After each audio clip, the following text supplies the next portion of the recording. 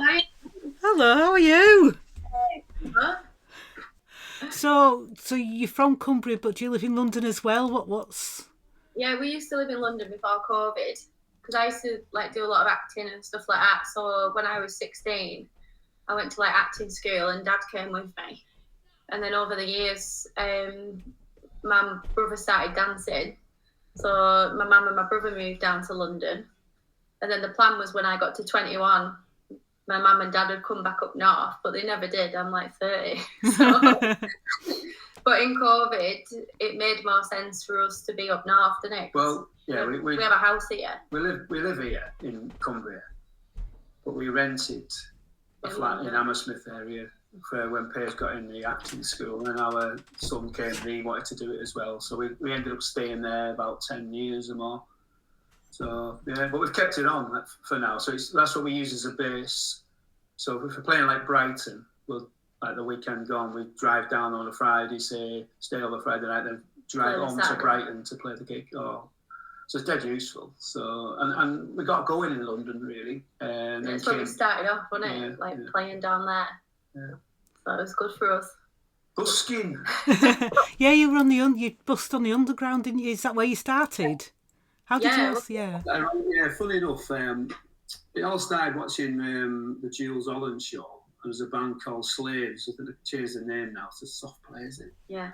Anyway, there's a couple of guys, one guy hitting some drums, the other guy on the guitar, and I thought, I just said to Paige, I think you could hit some drums while you sing. And we've been in bands all my life, so I knew how to rig up a kit to make it sound big with a couple of drums. And we had a few songs written, like Dad used to like mess about recording at home and that sort of thing. Like, just didn't really know what you were doing at the time, did you? But we got given a studio package. We used to go. We went to a guy called Dominic Breads of Wolf Studios in Brixton, and they always upgrading all the stuff. So he sold us a laptop basically with it all on. So I started to learn how to record at home basically. I put a mic in front of an amp and play and stuff like that. So I'd already done all that all my life, but I'd never actually used the software to record stuff into it, really. So that was quite good. And we got going because Dad used to write songs, but he used to write them in girls' keys, basically, and then try and convince me to sing them.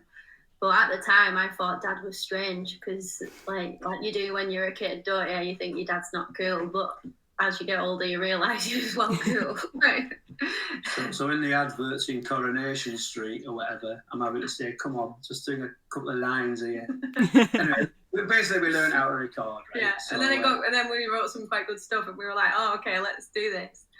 Then we got the busking thing though helped us because it got us tight, so you stand there for 2 hours playing the same song basically because everyone just walks past, but you get used to making cock-ups and... Yeah, well, I'd never drummed before, so Dad literally rang me from work once and was like, do you reckon you could hit 2 shoe boxes and sing at the same time, like keep a different rhythm?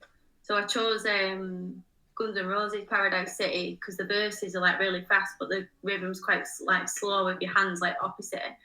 And after about 10 minutes, I could do it, couldn't I? Yeah, it was all right. But yeah, so that's how I started drumming, and like by accident, we've come up with like a brand new way of drumming because my kit is totally not like any other kit because I don't play with my feet. It shouldn't really work as well as it does really, but I laugh like when drummers are like the drummer at a big country, he's like a mega famous drummer. He's played on like everybody's stuff, and he genuinely come up to me after a gig and was like, how the hell are you doing that? Yeah.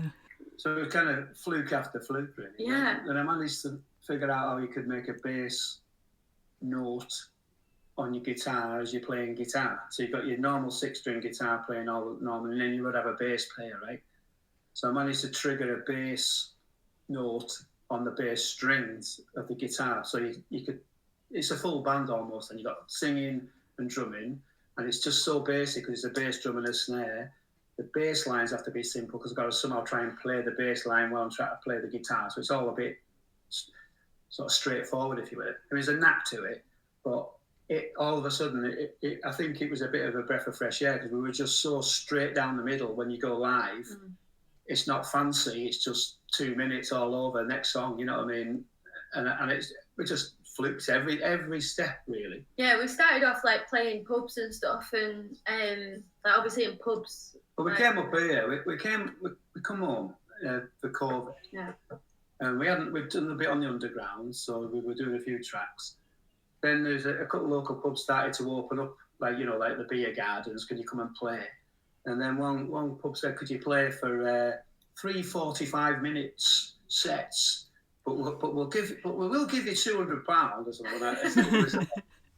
Okay, so all of a sudden we had our own, say, 10 to a dozen tracks. So then we had to figure out, well, can we play the Clashes, Should I Stay, Should I Go, or Ramones, or Beatles, or David, but anything. But really. It was good for us because it like put us in scenarios. Like people that come to the pub are like pretty like average people that just like pop music, aren't they? So we sort of won them over, didn't we? It was like hilarious. Like, how are we getting away with this? Like, we'd sing an Amy Winehouse song, but they would absolutely go mental, wouldn't they, by the end of the night? And then do one of ours, and then we do one of ours, and we were a bit scared at first to do one of ours because like they don't know it, but they loved it, and they were like, "Can you do that Turn Out the Light one again?" And we were like, "What? Like, how do you remember that?" Like, so that's how we sort of like realised like this could be something, and then. In COVID, we got asked by this lady, like, in Barrow in Furness, like, could you come and do, like, because it was COVID, you only allowed so many people, and they did a festival, but it was, like, around bars, but they were, like, 200 capacity venues, but they were only allowed about 40 people in each venue, so it was quite, like, quiet, wasn't it? Like, so what they did, they had a band on in each bar, and they actually moved 50 people round from bar to bar. So you played from like 7 to past, then your crowd moved to the next pub. And then another crowd came. So we played about 4 times in the night, the same set, but to 4 different groups of people. It worked quite well. But other bands in the area like snubbed it. And we're like, I'm not doing that for 50 quid or whatever. But we said, it's a Wednesday night, it's COVID, like, let's just do it anyway. Yeah. And we were brand new, so we did it. And then that lady remembered us from like booking us for that. And she got asked by the theatre if they knew any like opening acts for Big Country. So she put us forward for that. And then through that, Big Country liked us and we got on well with them, didn't we? Because we don't touch their gear. We're slotting between, like, it's a support band, like we're the ideal support band because we're loud, which normally the like, acoustic. Yeah, because they don't like full bands to use all the kit and everything. I don't get on the drum kit, and well, you'll know, we make people sing, so like about Ice Cream Men, so we're quite funny and like entertaining, I guess. We just plonk in between. We're not coming on with keyboards, another drum kit, 3 guitars, and all that. There's only 2 of us, so it's another little fluke. We don't mess anyone's gear up really, so and pretty much quick on and off. So. Yeah, and then from that they recommended us to the booker of that night. He must have asked like what was the support band like, and then we met a guy called John Connor who booked that night, but he never actually went that night. He sent like somebody as a rep instead, and then he got my phone number somehow and rang me and said, "Oh, do you fancy opening up next Wednesday for the Ruts?" And because we live in the same house, like, we can literally like, "Are you free?" "Yeah, are you free?" And there's only us 2, so it's not like we did that gig for him, didn't we? Yeah. And then he did it about 5-6 times to us, like just rang us like, "Do you want to do next Friday or next this or next that?" And every time we were like free and like up for it, weren't we? Yeah. I think he was testing us really, but we didn't realise at the time. And we called him Charlie off Charlie's Angels because we never actually met this guy. We were like trying to envision what he looked like. Like, we had no idea. And then we met him, didn't we, at a festival. He put us on he said it was the second stage. It was absolutely massive. It was like a 5,000 cat big top tent, like Plum Valley Festival. Well, we actually drew. But it was good, wasn't it? Van in, didn't we? Yeah, the van was like, we have a little van, but it fit in the tent, like to unload the gear. Like, it was that big. Yeah. When we turn up at all the festivals now, because we're getting like onto we kind of went up a level on the circuit, if you will. So everyone's got either tour buses or big Merc vans, all brand new stuff, and we've got this very old little van, like a postman's van, with our gear in it, parked next to it, and they're all like, "Is that still going?" like Riddell Boy and Rodney or something like that. It's dead funny. And then we did a Stone Valley Festival, didn't we, last year, or like maybe the year before, but we got that, we were on first, like we opened it up, but Inspiral Carpets were like quite high up, well, I think they headlined it or something. And so, but because they were on tour, they'd got to that venue maybe that night or like really early that morning. So they had this massive, like really cool bus. And we just turned up next to him, and Clint Boone was like stood outside. He was like wide awake, and everyone else was flat out. And I just started talking to me and saying, "Oh, are you in the band?" And I was like, "Yeah, are you?" Like I didn't really know who he was about. And he said, "Oh, I quite like the sound of this. Sounds quite cool. My son's in my band now. He plays the bass, and I'll come watch you." Anyway, he did, didn't he? And I think they were quite blown away, really, because there's only two of us, and it's just this pretty big sound. And because I basically got all the old Marshall, because I'm old, we got all the old Marshall gear that people were getting rid of in the early 80s for like lighter amps, you say. So these are really old, heavy valve amps that nobody wants to use, but they sound brilliant. You can't. That is the sound. You know, all these massive bands. That's what they use. Yeah, Kurt Brandon's offered loads of times to give Dad some money for his amp. So again, a little fluke. We've got this big guitar sound just by having the gear. Nothing, no trick. You know, it's just people come up to me because they all use these laptops nowadays with sort of simulation amps on them and saying, "And how do you get your sound?" And I'm thinking, well, you just turn everything up to 10 and play it, really. You know, there's no, I find it quite funny, really. They don't really understand that. But anyway, again, it's just all this, like, little steps in it. Yeah, it's weird. Like, we never thought in a million years of being a band together.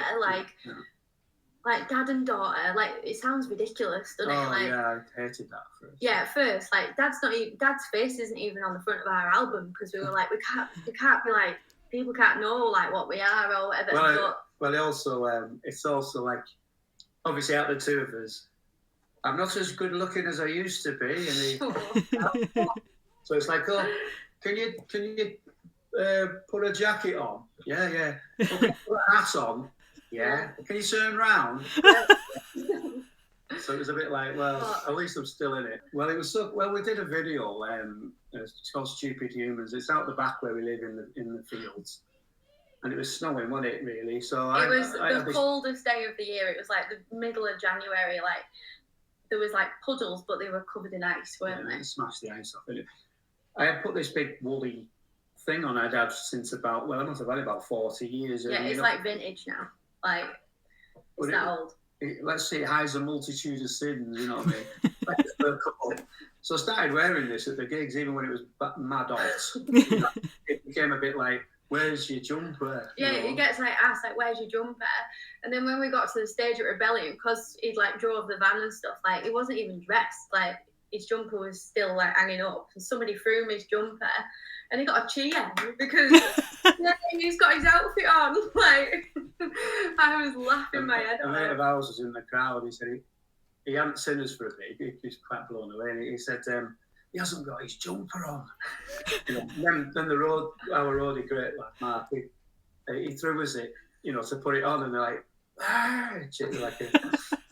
the jumpers even recognised. So he's getting like a fan club. They even shout down, "Dad, Dad, Dad!" Like, guy, like, oh my god, it's so embarrassing. We got a record deal with a small independent.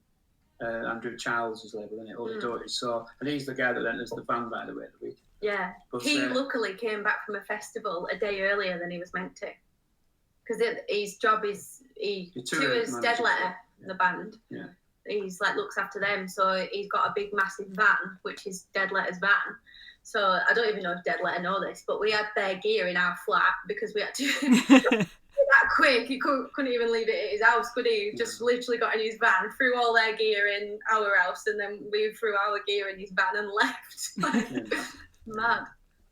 But he did like 500 records. Our first, like, we did like a mini album, and then we thought they'd all end up in the attic, like you might sell about 20 or something like that. But they've all sold out, and now people are like selling them on eBay for like 40 quid, and we only charged a tenner. Nice. People ask me all the time, they're like, I can't find any. I'm like, look on eBay. Again, that helped get us more noticed. And there was a guy called Tony Smith in Ruislip. He's got a Sound of the Suburbs record shop. So when we did the record, we went down there and played in his shop because only two of us. And our busking gear, we could sort of get away with it with our little amps and stuff. So. We knew how to, we've got that in your back pocket. Really, we could probably turn up in a radio. We've turned up the radio show with that gear and just played. Because my drums are electric, so and we got them on purpose because when you play like smaller venues, like you'll know, like it's really hard to get the sound good and like to get the singing high above the drum kit because everything's got to go as loud as the kit. So we fluked that, haven't we, as well? Like so we can turn it down. Really. Yeah, so we've got full control over what's coming out at the audience, but so you can always hear the singing. So if in the past in bands I've been in, by the time the drummer's drumming and the guitars are all on, to get the vocals higher again so you can hear them is sometimes a bit dodgy, because you can't really turn live drums down. It's so easy. And we're very like lyric driven, so we think that's quite important, isn't it? When it's you can hear it, yeah. Oh, definitely. I mean, with the Human song, it's very you can hear the message there. Yeah, you can hear it loud and clear. I think that's a really good song. It's really good. I actually saw the video and I thought, is that where the Great Train Robbers? It made me think of that. It wasn't, but because it's so small. But it made me think of the Great Train Robbers. Yeah. It's my mate's farm. My mate's dad. She's a farmer. He's a farmer, so it's his farm. And when my mum was a kid, she used to play there. And she said, "Oh, there's this massive tunnel." And then when we got there, she went, "Oh, it's not that massive actually. I must have just been about 5 and thought it was absolutely drying off." But it is the old railway track, isn't it? I think the iron ore mines around here. It was a track. I think there's a rainbow coming out of, Yeah, like, like when they say things like, "Oh, everything happens, things happen." Like, we keep getting things like that, like, happen to us all the time. Like, there was a bloody rainbow in the music video. Do you know what I mean? Like, things like that. There's some sheep walk across. When we're playing, if you like, we're in the tunnel, there's some sheep kind of wander on key. Yeah, like in time. Like, it's really funny. Like, things like that happen to us all the time. Yeah, it's quite funny. But it is funny, like, when we turn up to venues, like, obviously, like, we're new, aren't we? So people don't know what to expect when we turn up. And, like, the sound engineers, like, gas tech spec and they see, like, what it is. And it sounds a bit pathetic, really, I guess, compared to, like, other bands. And then we turn up and we're obviously related and they look at us like, yeah, right. And then we sound check and then they sort of apologise to us, don't they? Like, or after a gig, because I think they genuinely think we're going to be absolutely terrible, don't they? Or we're not. Well, I don't think it doesn't sound too good, does it? No. If you write it down, it sounds rubbish, doesn't it? Just dad and daughter, 2 drums, a guitar, and that's it. Sounds like, oh, this is going to be a bit rubbish. Yeah. And it's like, bam, which is great. Well, it was like Rebellion. Like, we couldn't get on Rebellion for ages. Like, there was the amount of people that come up to us and said, like, you must get on Rebellion. And we were like, we're trying, but I don't think, like, Darren had never seen us. So until you've seen us, I don't think you'd get it, like, written down, And then he messaged me and said, for a band that weren't on it, I've never seen so many people in Voodoo Radio t-shirts. Do you want to play next year? And we were like, yeah. So I think when we played, like, last year, it was, like, our first time. And, like, we played on the introducing stage. And it's, like, the one at the Rebellion where they've got the archways.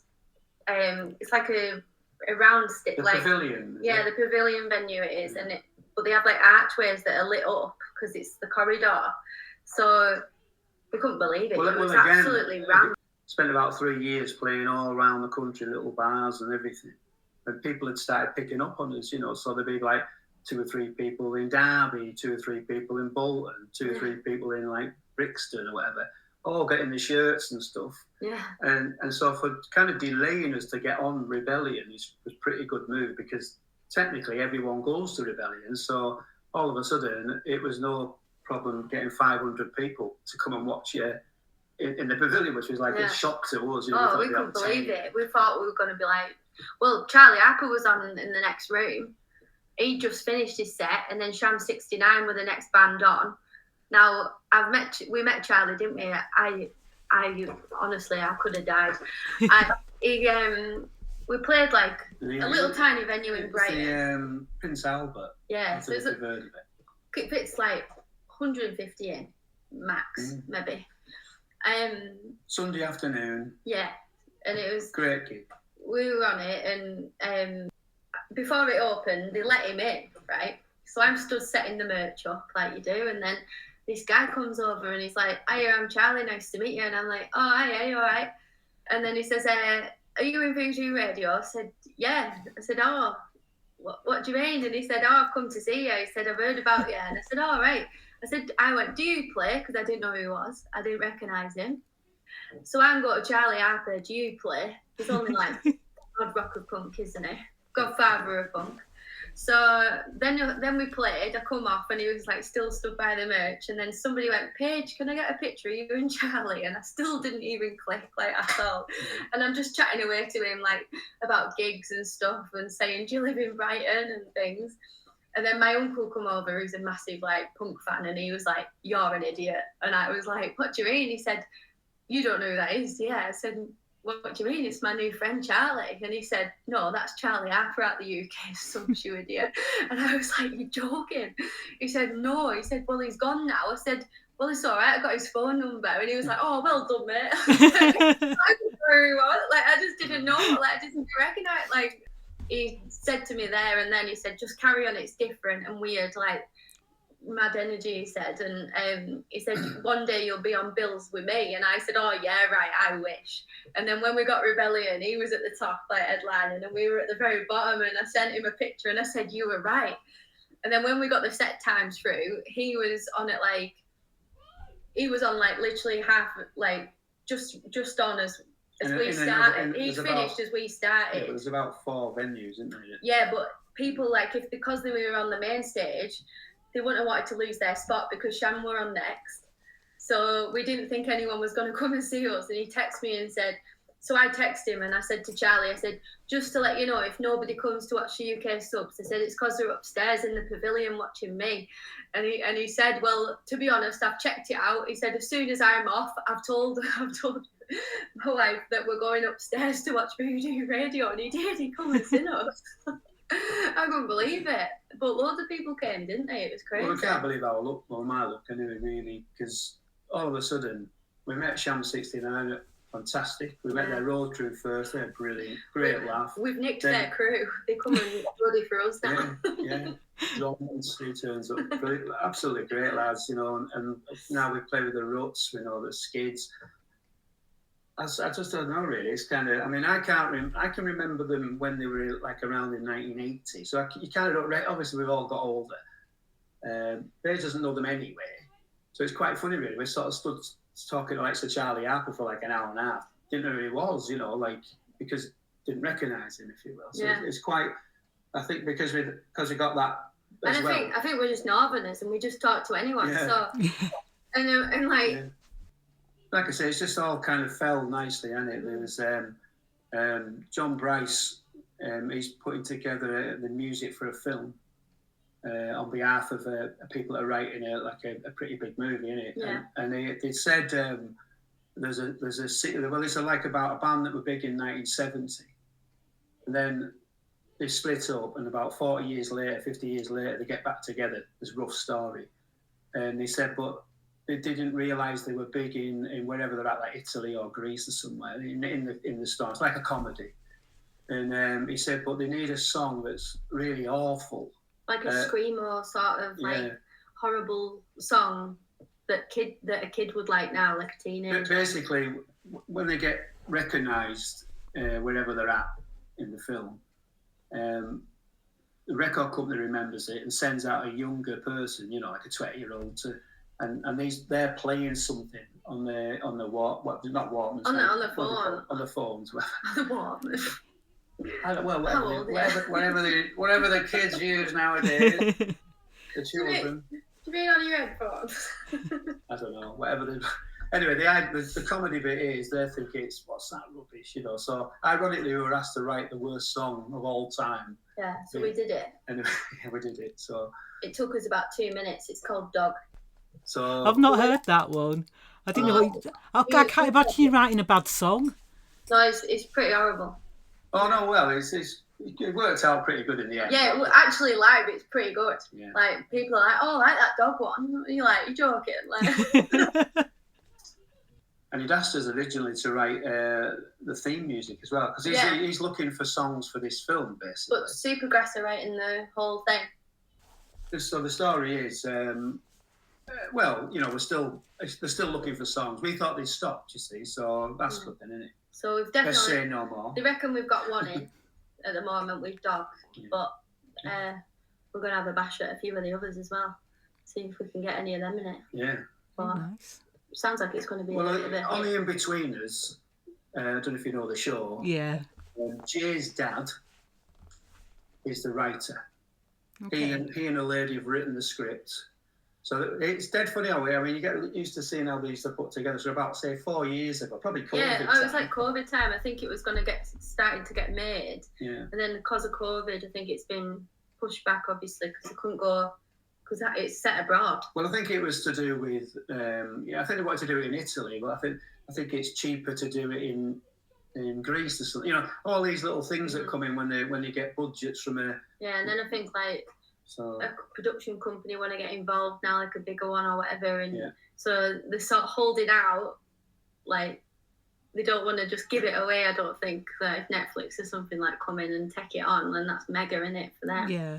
But it's all getting put together now, isn't it? Like so, it's a bit exciting. I hope we get it. But how long it's took, it's amazing. It's about 4 or 5 years just to get to this point, you know. So it's like bands, isn't it? Like people are like to us, it's happening so fast for you guys, and we're thinking you're joking at you. Like we don't really feel like it is, but when you like talk to other bands, like we're like mates with the Barstool Preachers, like they've been at it for years and years and years, and they're only getting like the proper recognition now, like filling out massive venues and stuff. Like, but takes time. Yeah, it's like to build it, doesn't it? Like unless you're a hit overnight now on TikTok or whatever, like it does take. You have to put the groundwork in, and I do think it's worked, doesn't it? I thought you'd been in bands before, Tony. Yeah, I have really. Well, I mean, when we were kids, we were all trying to learn like early 70s. So I'm listening to like T-Rex, Slade, you know, Queen, all that sort of stuff. And it was quite a lot of prog rock really going on at the end. So when you were trying to learn a guitar, I get a guitar in about 13. You try to learn like all this Led Zeppelin, it's too hard, you know. You know, they obviously take years to learn. And then all of a sudden, we're sort of 16, 17, and the punk thing hits. You know, because we played the Street Party, funny enough, that is 1977. I always remember, you know, past the parcel to probably like the Blitzkrieg Bop or something like that. And I remember waking up the next day with wrists like, oh my God, you must have played for like 6 hours, you know, in the street or whatever, you know, in the village hall or whatever.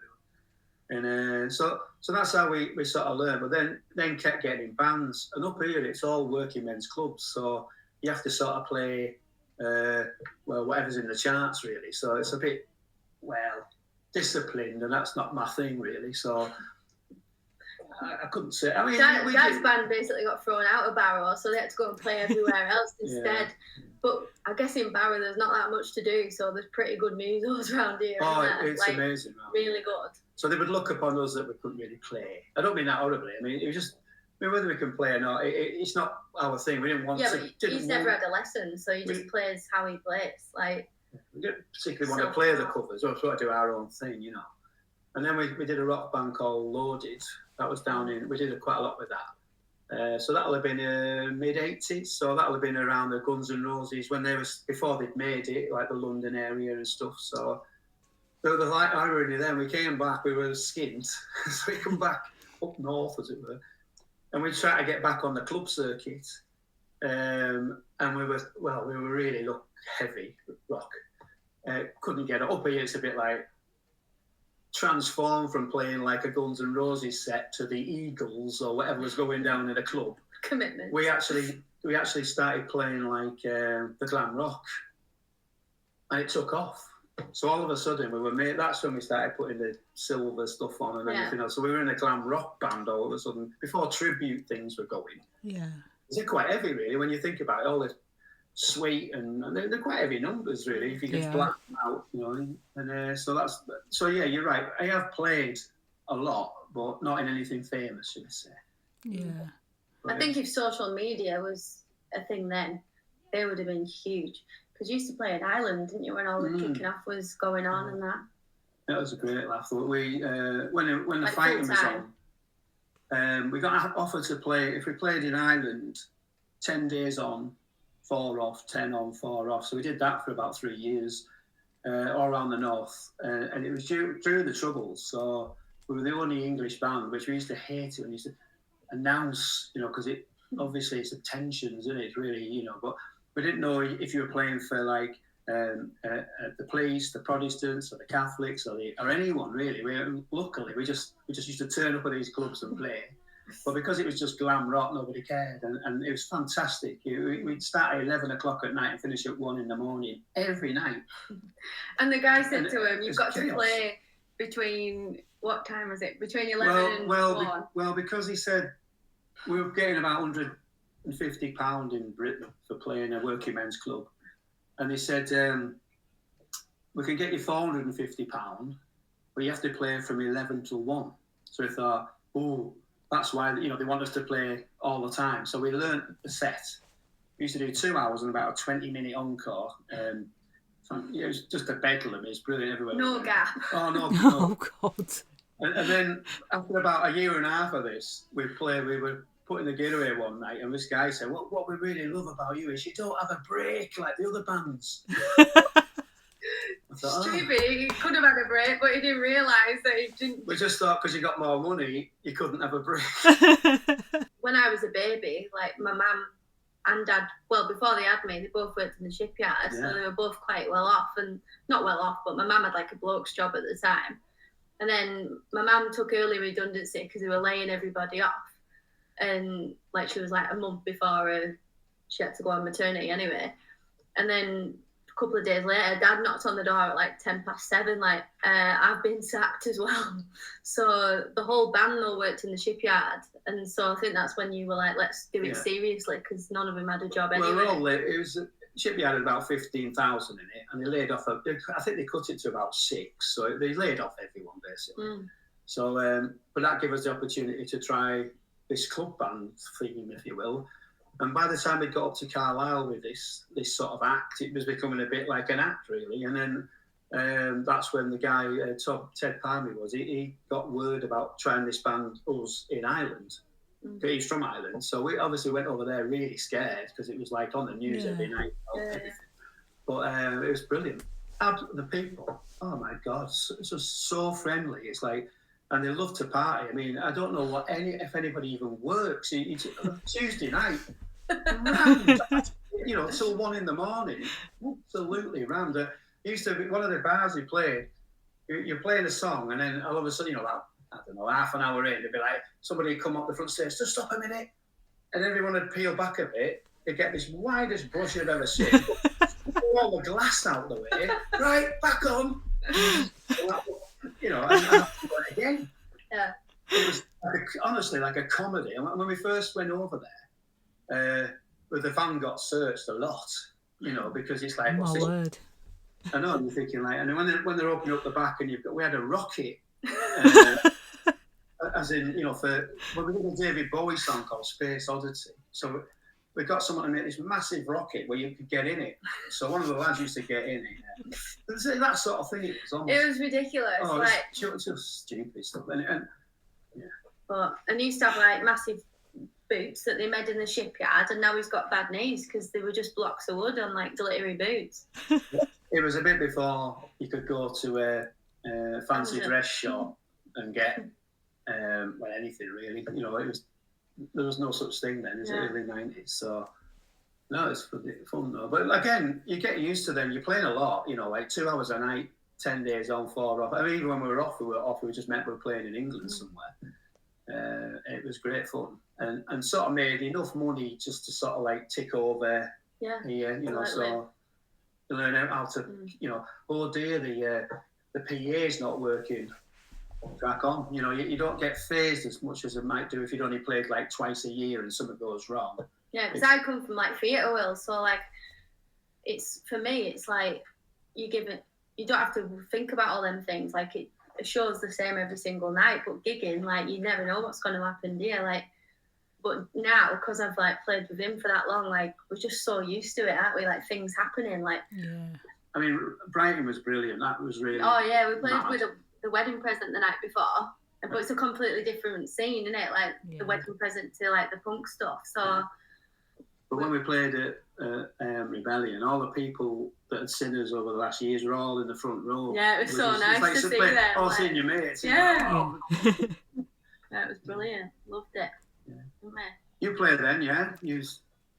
Yeah, I played in a band called The Pukes when we had all the ukuleles. I don't know if you'd ever heard of them. Yeah, and I was in the Lost Cherries for 12 years. We're an hardcore punk band. We were on More to Hate and then Grow Your Own Records and things. So, I played Rebellion, and it is nice Rebellion because you like see people, end up waving to people and like, oh, you all right? How are you? And it's like a big family, isn't it? Oh, it's great. I mean, it's almost like, because when we were in London, these were got to college. And all we were there, because it's like, oh, my mates are up here. There's a few mates, and we're still gigging around, having a laugh in London, rehearsing with a few mates. But all of a sudden, it was kind of like X Factory era. So these are all watching X Factor, and you're thinking, like, you kind of get suckered into, like, there's nothing else going on in the planet. Meanwhile, Eminem had just sold out Wembley about, like, 18 nights on the run, or... But you didn't know about it. It's like a different scene, It's like on with Tony Smith. I don't know if you know him. I do know Tony.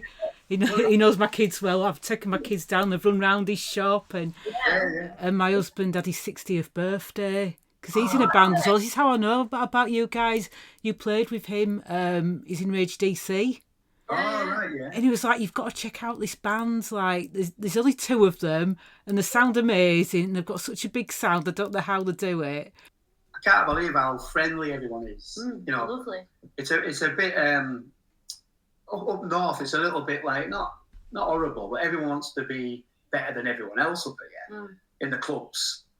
Yeah, you get on that circuit, everyone wants to help everyone else. It's like the complete flip, It's like fantastic. Yeah, in Barrow, everybody just wants to be the best in Barrow, but we haven't even played Barrow. We hardly play it ever, do we?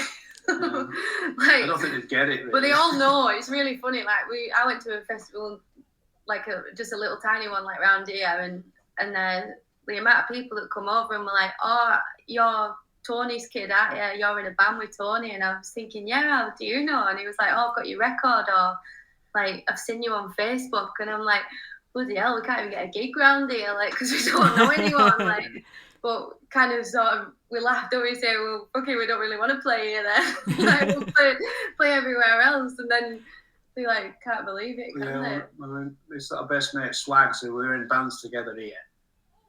He's now down in Reading, so he follows all the scene and he knows Tony now and everything. So he's got involved with it all. He was a massive punk and fan, and he kind of said, really, it's funny, isn't it, that it's not so much that we couldn't play the stuff like Total or whatever the hell was in the charts up here. It's like you didn't really want to, you know what I mean? You wanted to do the energy thing. Come on, let's go for it. So, and that's been my thing, really, just writing stuff. I mean, ever since I got a guitar. That was the thing, you learn like one chord, so you write a song on one chord, and then you get another one, and then play it back to front and all the rest of it, and it just builds, So quite often a lot of people say it was, oh, that song we just done sounds a bit like a retro number, and I'm thinking, well, it probably is. I probably wrote it in about 1982. Yeah, one of our songs, She's the Toxic, Dad wrote that when he was 14. Like, you know what I mean? And then just give it to me and said, yeah, this one's quite a good song, I think, and it's probably one of our best ones live, anyway, isn't it? Yeah. We just mess around with them, So like I'm sure you do, it's just.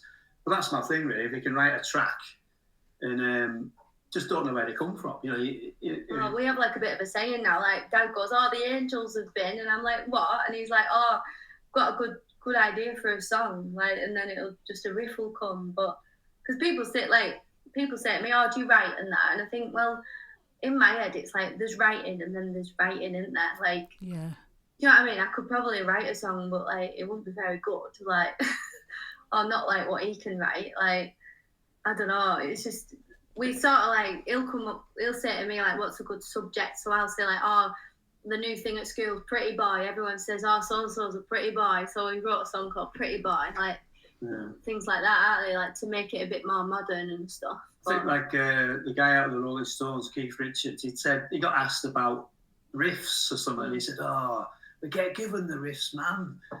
The angels give us the riffs." So I kind of feel like if all of a sudden the song happens, like, I don't know, Superhumans or something. Our Christmas song's pretty good. Like the story, anyway. Like it's called Christmas Eve, but it's about a little girl called Eve, and she's dead. So the story you don't realise because it's like a happy song, but if you watch the video.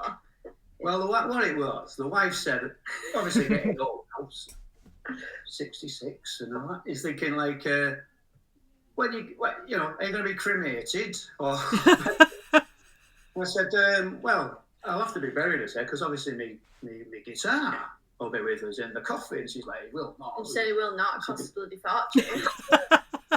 If I'm dead in my coffin and I've got my guitar with me, and I'm in heaven with my guitar, and none other guitarist has been clever enough to get buried with it, then we all want Jimi Hendrix to be fighting over my guitar, you know what I mean? All this stuff in my head. So I thought, that'd be quite a cool idea that there's no, how do dead people get presents? So I wrote a song that was like about Father Christmas. He sat on his sleigh. He's got a load of presents left. He's got the names, but he's got no addresses. And this girl's walking through the crowd, which you don't know she's died. And she's going, "What's up?" And he goes, "Well, I've got all these names and presents, but no addresses." And she looks at the list, and it's like Buddy Holly, Amy Winehouse, Freddie Mercury, all it's dead rock stars. And she's laughing, going, "Oh, they're all dead." She says, "But I'm going to heaven. I'll take them in. Give me the presents. I'll take them up." So that's a sort of rough idea. That's the story. Yeah. And it works. It got on Radio 6, didn't it? Yeah. Nice. All the jokes and that, like, that we keep in the set now, like, it genuinely all happened. Like, so we just kept it in. And now when we, like, play, like the "he's my dad, not my boyfriend" thing, like, somebody heckled us once and was like, "Is that your boyfriend?" And I went, "No, it's my dad." And they're pissing themselves. So then after that, I was like, just to make it clear, everybody, he's not my boyfriend, he's my dad. Like, but they found it brilliant and funny. Like, and now people that come and see us quite a lot, they're like, "Where's the dad? Where's the he's not my boyfriend joke tonight?" And I was like, "Oh my God, like, Jesus, you want it every time?" Like, yeah, so it's quite funny, really, isn't it? Like, I was playing, it was actually funny, we're on in Stockton next Thursday, and it's such a high stage, right? And I can't jump down anymore on my knees, right? So when we did our set, there's a side door and everyone's dragging the gear out into the street sort of thing. So it's fine. And I was last off the stage, basically. So I'm walking off. And of course, nobody moves because they're there to see the main act, so whoever it was. I don't know, it was Television last night. Was it Yeah. Television? So they were there at the front all like that. And as I got to the edge of the stage, I'm thinking, "Oh, how am I going to get down?" And all of a sudden, this woman's like, "I'll give you hand, love," So I'm getting, like, helped off the stage to thunderous applause, really. You're thinking, it was so funny. I just laughed, like, how is this happening? Like, literally after a gig, like, me and Dad sit in the van and we literally have, like, a cup of tea and a sandwich and we call it an after-show pie. Like, I'm sure other bands do, like, go and get drunk or whatever, but I think the majority of people, like, genuinely, like, just get in the van, don't they? Yeah.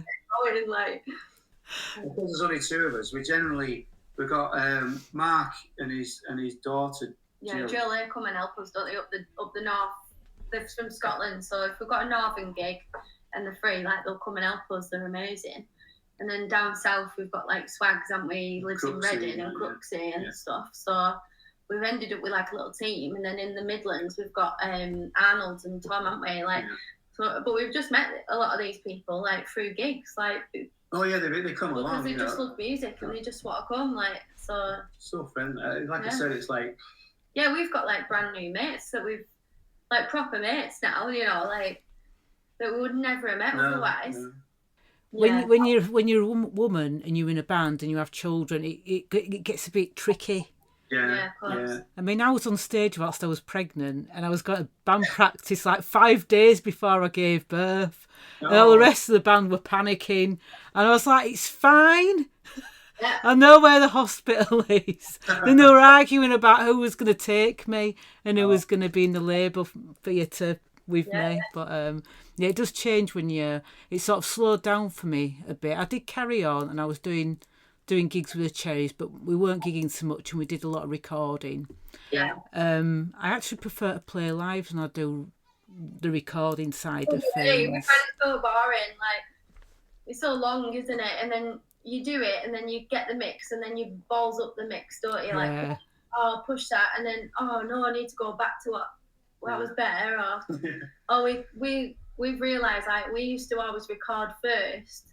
Like, we'd write new songs, play them a couple of times, and then be like, oh, this is quite good, record, which actually we think is a mistake. Because now, the way we play them live is actually a bit better than the recording. You find that? You find that? We play them live.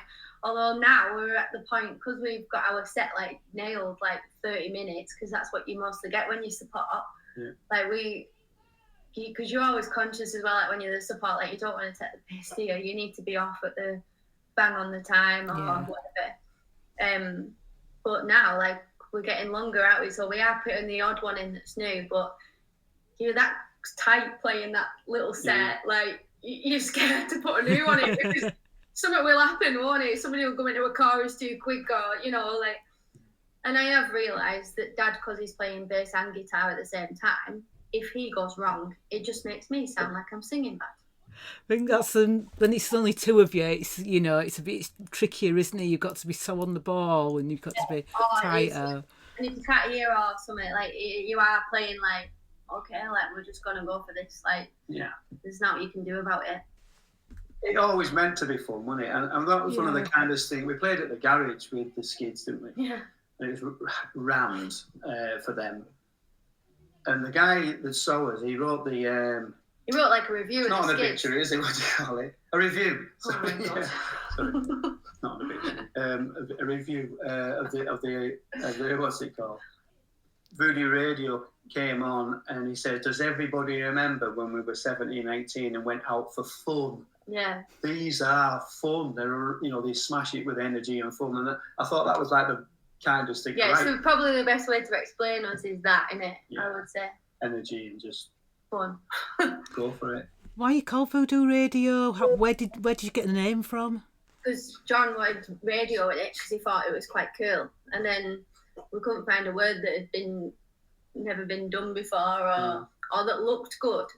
It was pretty hard to, you'll know, it's so hard to find a name that's never ever been used, like crazy. Yeah. And then we come up with a logo, thought we'd nailed it, and then we realised we'd ripped Vans off.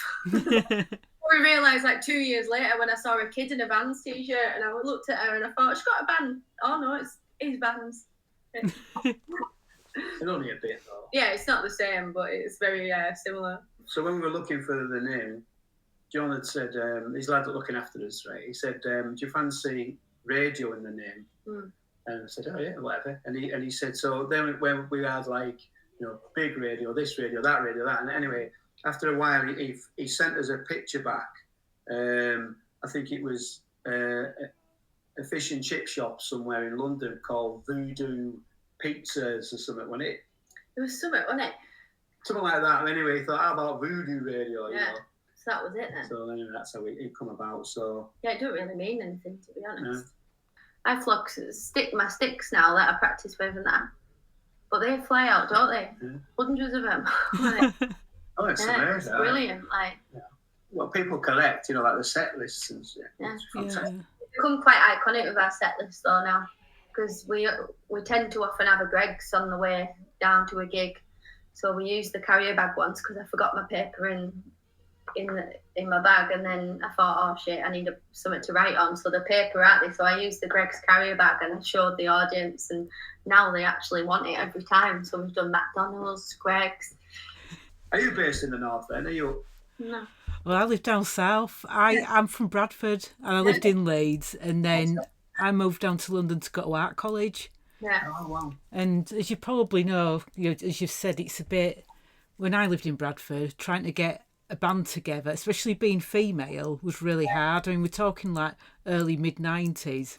Right. So I moved down to London to go to art college / start a band or join a band. Yeah. And then, I've sort of been down here ever since. Sounds good. We played that Brudenell club in Leeds quite a bit now. Oh, nice. I've played there. It's it's a good venue. What a venue, isn't it? So the Ruts were there, we did that with them, but and a few really others. cool. So I think we're playing with the Skids. Yeah, playing with the Skids too. There. And then... And the Brass too. No, what they call No. it? Ferocious Talk. Ferocious Talk. But we just didn't know that about it. Yeah. Like, how would you unless you're in it? Like, yeah.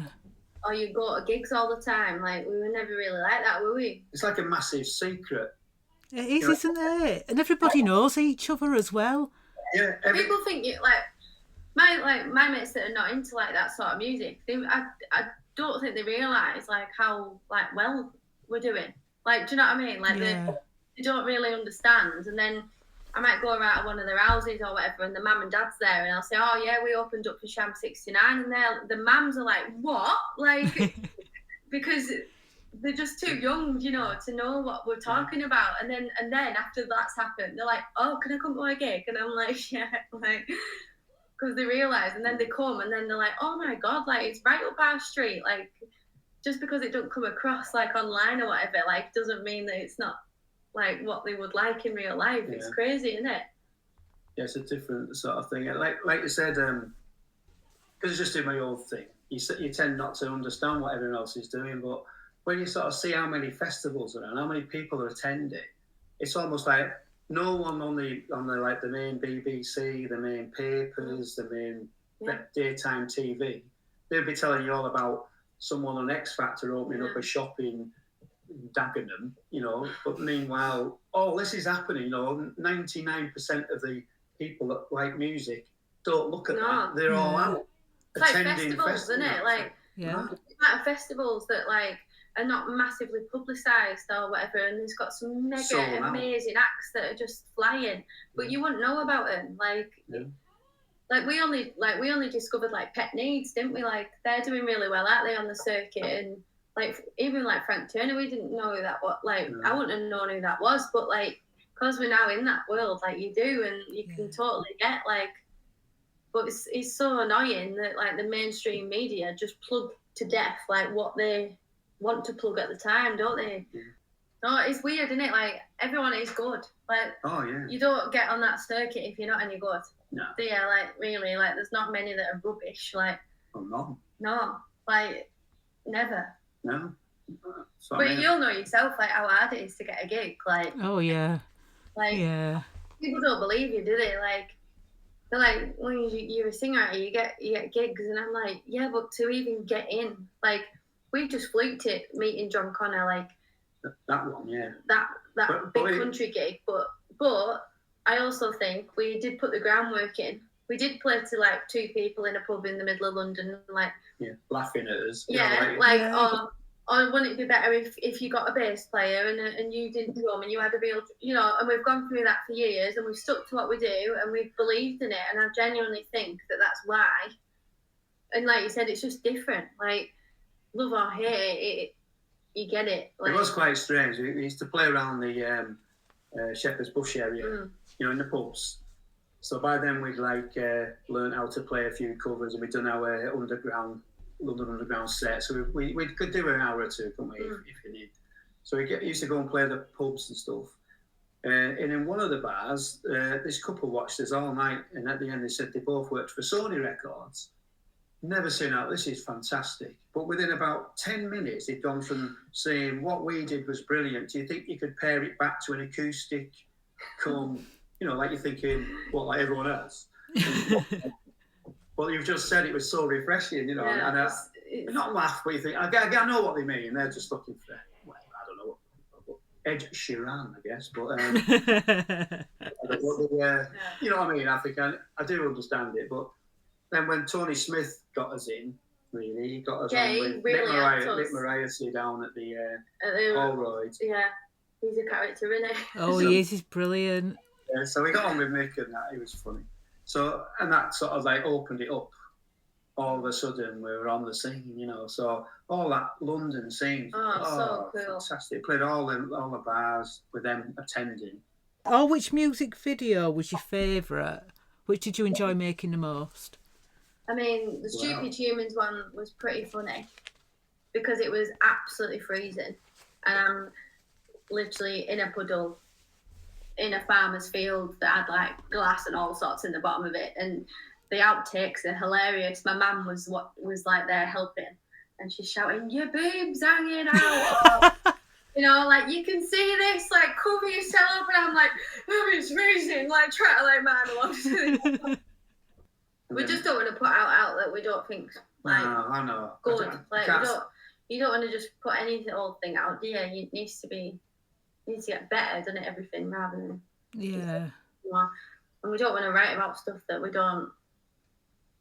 We're not really political. No, so you know, you kind of like we've kept away from all that, haven't we? Like, yeah. I think that's kind of what makes us a bit different as well. We're not just shouting like the government's rubbish or whatever all the time and things. We actually more like little stories. Slag banks. Yeah, we talk about slag banks and the steelworks, things like that. You know, like, well, you'll know, but it's funny. Like, we're down south, and that's one of the jokes. Really, you have to explain. You know, there are definitely no coal mines in Kensington, right? So they have a slag bank. What's that, mate? So low. Like, no, not that kind of slag. You know, can't say that. I know what you're thinking, but it's not about her. It's about slag on a hill. But there's this massive landmark by us. The Barrow Slag Bank. It really is. Because of the iron ore works and all that up here. It was massive. Really big. Anyway, we were chatting one afternoon at the wife's cousin's, and her son was about 16 at the time. And when we said, that we've just been past the slag bank, and he laughed his head off. He's quite quiet, and he just went, like, laugh. He thought it was girls, because it was a slag thing. And then they said, well, it gets better than that, because there's a tunnel called the Cochrane Tunnel. Yeah, it is actually called that. Underneath it. So that was like, end of this. I thought, that's a good song. You couldn't believe it. So we've written that's in it, isn't it? Because everyone used to play on it, all the kids. I mean, it would have been a death trap now. You would never, you know. You can't go there now. No, they've flattened most of it off. But in the days of when, you know, yeah, in a scrapyard at night, really, if you wanted to, it was a 70s man, you know. That was what happened, you know. But, very good. And because I'm doing like some lead guitar soloing. Oh, he writes these songs and then he gets to practice, and I'm like, that doesn't sound out like that. And he's like, oh yeah, I can't play it really, but I'll have to learn it. And then he spends like months learning it. But like, you're the one that says to me that I don't know it. What's the point? You can't even play the bloody riff. It happens, doesn't it, when you play it? How did I do it? I don't know. Do you know what? I write lyrics, yeah. Record them, then forget them. I can't remember them, but then I've got a condition called dyspraxia, which doesn't help. Right. But still, I can write. Yeah, but it's a pain, innit? You write it, you record it. You played it a few times, but then you forget it. And yeah. Oh, no, well, I use that now. And I used to have a tape recorder. I used to have it with me all the time. Like a dictaphone. Yeah, and it's like you say, just to get the ideas before you forget. It's easy forgot, innit? Done that loads. But, yeah. No, you do, right. What have you got there? What's that? I've never heard of that before. What dyspraxia? Yeah, it's a balance and coordination condition, but it affects your memory. So I can remember stuff really well from like 2 years ago, but something that happened 2 minutes ago, it can just go out of my head. I can get you've probably noticed how I can get like words confused and sentences confused. Like when I was talking about Facebook, and one of the first things you've got on there is my dad, not my boyfriend. I got the words confused. That's something that happens a lot with dyspraxia as well. I'm stuck behind that drum kit, so I can't do what a normal singer would do. I can't walk around with a microphone and throw it and hang. You know, like everybody. It must be so difficult coming up with something new if you just stood there, wasn't it? Like as a singer, like because everything's been done. Whereas I think because of what I'm stuck. And, like, I think the way I dress and that, like, I'm conscious of what I'm wearing because I can't really wear, like, little dresses because I'm drumming. Like, I'm jumping around like a nutcase. So I wear, like, little leather culottes and, like, things like that. Like, but The orange shirt was funny, isn't it? There's a sketch by Morecambe and Wise. Yeah, Dad likes to take the piss out of my clothes, but he doesn't mean to. And then I'll wear like some boots and he'll go, "Oh, you're like Noddy Older," and I think, "Oh, great!" Like that's what we sort of want it to look like, you know. But I had this orange shirt. It's like I wear it quite a lot. Oh. It's got like ruffles down the thing. And Dad was like, "Oh, you look like that sketch. Is it Morecambe and Wise?" Yeah. Da-da, like with the maracas. Da-da. I was like, it's fair. It's a fair. Yeah. Yeah, that wasn't the look I was going for, but I'll have that. O2. Yeah, it's a biggish theatre. He said, I'm putting a band. It turns out he was a promoter as well, so he was doing all the O2 promotion. He said, Pill are on. Do you want to come and see Pill? So I thought, well, I've never seen him. Yeah. You know, so we went up, and by about 2:00 in the morning, we stood on top of the roof talking to John Lydon. It was unbelievable. After the gig. Nice. Couldn't believe it. Could not believe it. And he was so nice. And it was like great lad. A tiny... It's where everyone smoked. Yeah, so that you had to go out in like a fire escape area. It's like above, whatever that... It could fit about 20 people in max. And we were stood talking to John Lydon for a while. He was so nice. It was very funny, wasn't it? Yeah. It was iconic, really. Thanks for doing this, because we haven't done one of these for ages. No. So. Yeah, thanks for being on the podcast. I really appreciate you. That was Paige and Tony from Voodoo Radio. Thank you for listening. See you next time.